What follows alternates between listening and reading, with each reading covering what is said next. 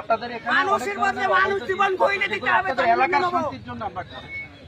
যে শামসুজ্জামান ডাবলু ওনার সাথে আমাদের কারো ব্যক্তিগত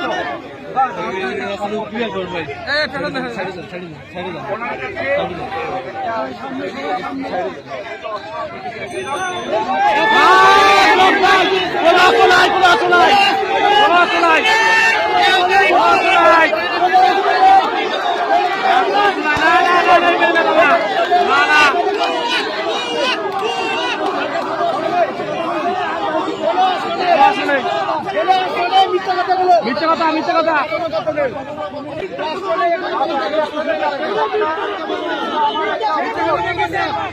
আমি একটু বলি, আপনারা অবশ্যই বিচার চান, অবশ্যই বিচার চান, আমিও চাই, হাত দিয়ে বলছি আমিও চাই।